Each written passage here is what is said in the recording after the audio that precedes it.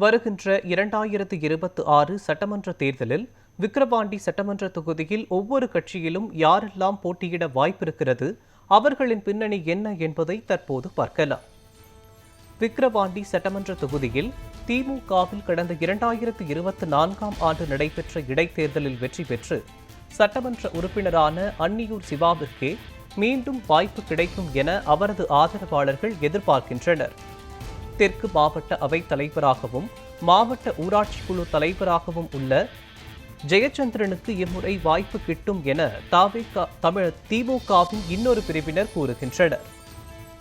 திமுக கூட்டணியில் இந்த தொகுதி தேமுதிகவிற்கு ஒதுக்கப்பட்டால் முன்னாள் சட்டமன்ற உறுப்பினரான எல் வெங்கடேசன் அக்கட்சியின் வேட்பாளராக அறிவிக்கப்படுவார் என கூறப்படுகிறது.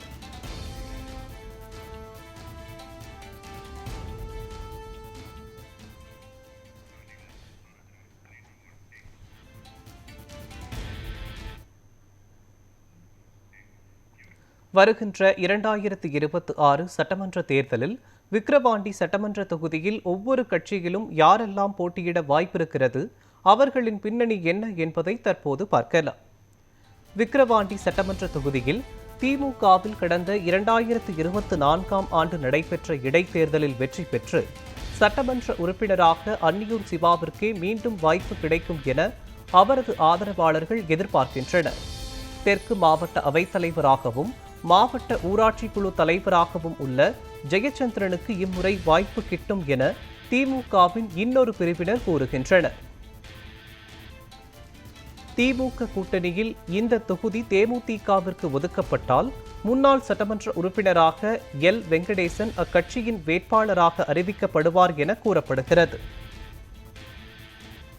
அதிமுகவில் 2019ஆம் ஆண்டு நடைபெற்ற இடைத்தேர்தலில் போட்டியிட்டு வெற்றி பெற்றவரும் காணை மேற்கு ஒன்றிய செயலாளருமான முத்தமிழ் செல்வன், விக்கிரவாண்டி ஒன்றிய செயலாளர் எசாலம் பன்னீர்செல்வம், காளை கிழக்கு ஒன்றிய செயலாளர் ராஜா ஆகியோரில் ஒருவருக்கே வாய்ப்பு கிடைக்கும் என எதிர்பார்க்கப்படுகிறது.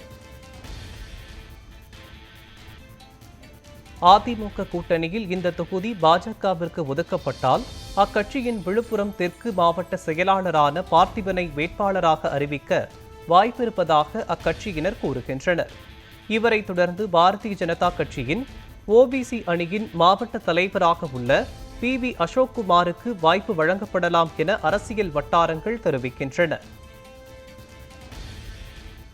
காங்கிரஸ் கட்சி சார்பில் போட்டியிட அக்கட்சியின் மாவட்ட செயலாளரான ரமேஷ் முயற்சித்து வருவதாக கூறப்படுகிறது.